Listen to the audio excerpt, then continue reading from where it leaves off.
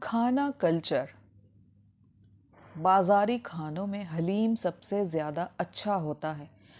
دراصل آنکھوں دیکھی مکھی کوئی نگلنا نہیں چاہتا۔ حلیم میں بھی آپ آنکھوں دیکھی مکھی نہیں نگلتے۔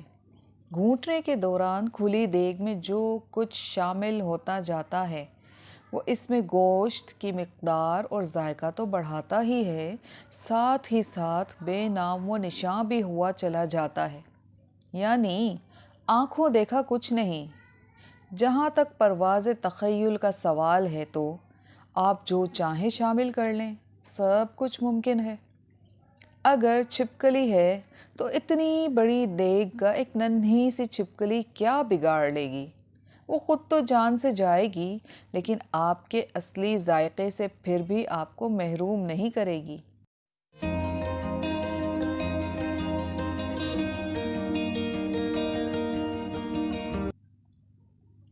جس کا علم مشرق بعید والوں کو ہے یا پھر انہیں جو چینی طریقہ علاج پر یقین رکھتے ہیں۔ چوہا ہے تو اس کے رگ و ریشے گائے، بھینس یا اونٹ کے ریشوں پر ریشہ ختمی ہو جائیں گے۔ رہ گئے بال تو حلیم کی دیگ میں انسانی بالوں کا سراغ ہی نہیں ملتا۔ چوہا کیا بیچتا ہے؟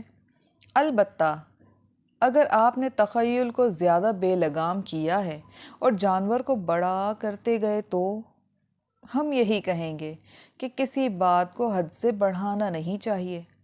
کھانا ہے تو سر جھکا کر خاموشی سے سوچے سمجھے بنا کھانا چاہیے۔ اور جو کھانا جانتے ہیں وہ یہ بات بھی بخوبی جانتے ہیں کہ یہ سوچنے سمجھنے والوں کا تو کام ہی نہیں۔ کھانے کے دوران سوچنے والے یا کھانے کو دیکھ کر سوچنے والے اپنا ہاضمہ خراب کر بیٹھتے ہیں، کچھ کھا ہی نہیں پاتے۔ ان کی حالت ہماری طرح پتلی رہتی ہے۔ تمام حیوانات میں آدمی ہی ہے جس میں یہ صلاحیت پائی جاتی ہے کہ وہ کھانے کے بارے میں سوچتا ہے۔ باقی حیوانات اپنے کھانے کی ہر چیز ہی کھا لیتے ہیں۔ جس دن وہ یہ سوچنے لگیں کہ کیا کھا رہے ہیں، کس کا کھا رہے ہیں اور کیوں کھا رہے ہیں، تو یقیناً آدمی بن جائیں گے، اور آدمی بھی ایسا جس سے خود اپنا آدمی ہونا ہی نہ جھیلا جا رہا۔ بظاہر دیکھا جائے تو آدم خوری اب قصہ پاری نہ ہوئی۔ لوگوں کا ٹیسٹ تبدیل ہو چکا ہے۔ آدمی وہی ہوتا ہے جو وہ کھاتا ہے، یعنی جو وہ نہیں کھاتا وہ نہیں ہوتا۔ اور اب چونکہ وہ آدمی کو نہیں کھاتا، لہٰذا اس کی آدمیت میں بھی معتدبہ کمی واقع ہوئی ہے۔ لیکن سائنسی انداز فکر اپنا لیا جائے تو آدمی آج بھی آدمی کو کھاتا ہے، پیٹ بھر کر نہ صحیح لیکن چکھتا ضرور ہے۔ مثال کے طور پر ہر شخص کی جلد سے اس کے مردہ خلیات جڑتے رہتے ہیں اور یہی کھانے پینے کی اشیاء میں شامل ہو جاتے ہیں۔ سائنسی اعتبار سے درست تعویل کی روشنی میں دیکھیے تو سب ہی آدم خور ہیں، کچھ کم کچھ زیادہ۔ کھانے کے لیے خاموشی ضروری ہے۔ کامیابی سے کھانے والے خاموشی سے کھانے والے ہی ہوتے ہیں۔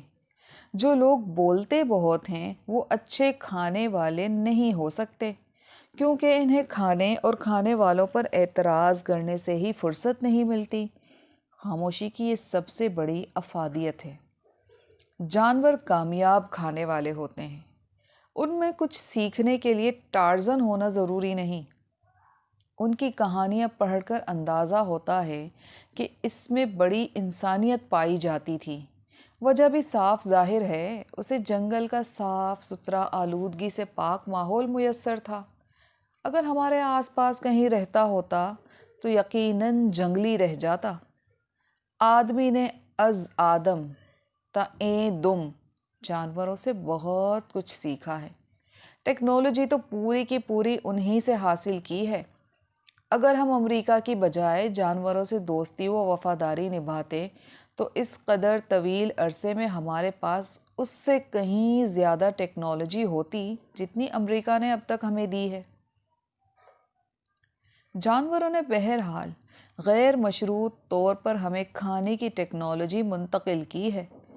نہ وہ سوچتے ہیں کیا کھا رہے ہیں، کس کا کھا رہے ہیں اور کیوں کھا رہے ہیں۔ نہ ہم سوچتے ہیں کیا کھا رہے ہیں، کیوں کھا رہے ہیں اور کس کا کھا رہے ہیں۔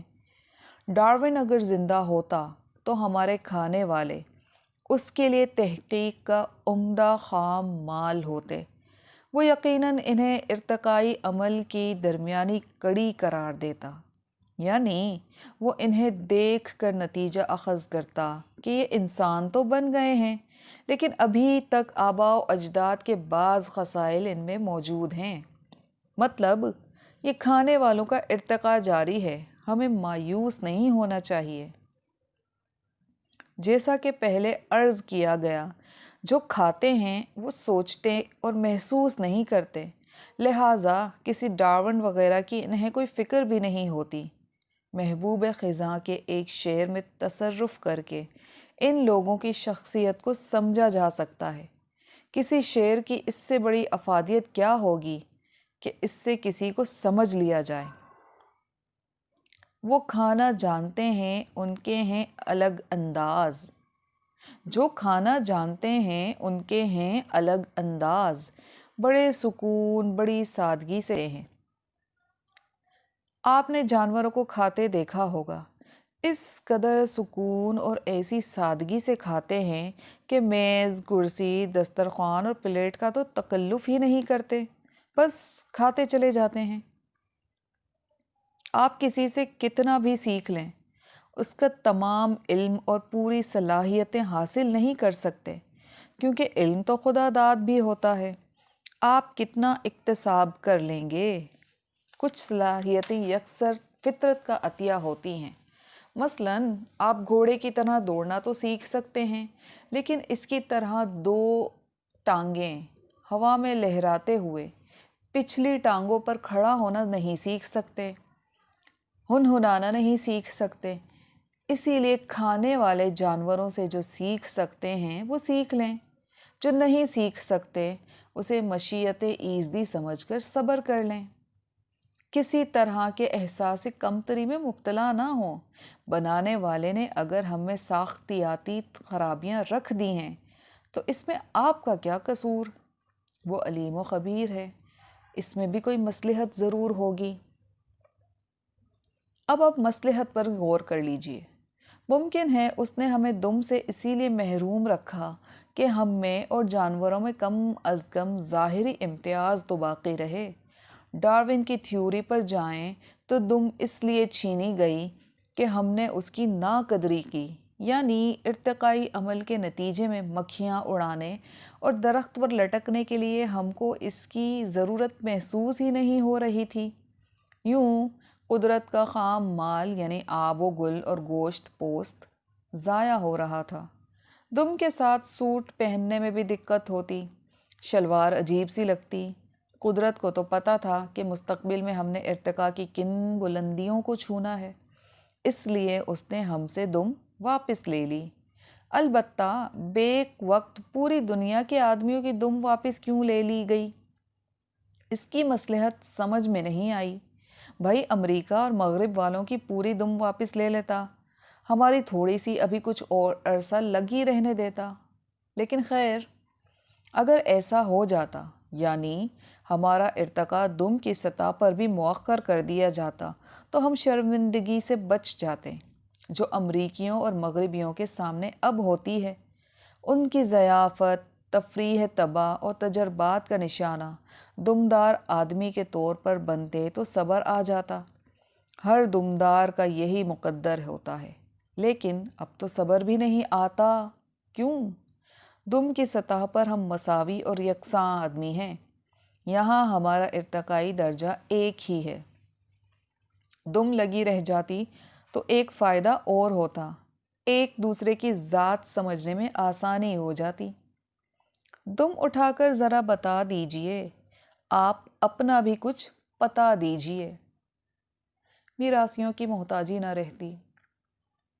ہم جو کچھ کھاتے ہیں، اگر امریکی وہ کچھ کھانے لگیں تو یقین جانیے کہ وہ ارتقاء کی اس منزل پر آ سکتے ہیں جس پر ہم کھانے کی صلاحیت کی بنا پر پہنچے ہیں۔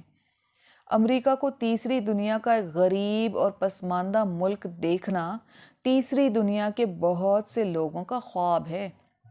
اسی لیے تیسری دنیا کے بیشتر لوگ اپنے خوابوں کی تعبیر حاصل کرنے کے لیے امریکہ جانا چاہتے ہیں، اور وہ امریکیوں کو وہ سکھانا چاہتے ہیں جس کے ذریعے امریکی تنزل کا ارتقاء جلد از جلد طے کر لیں، یعنی کھانا۔ ہم جس طرح سے کھاتے ہیں، اگر امریکی بھی اس طرح سے کھانے لگیں تو جلد ہی ہمارے ہم پلہ ہو جائیں گے۔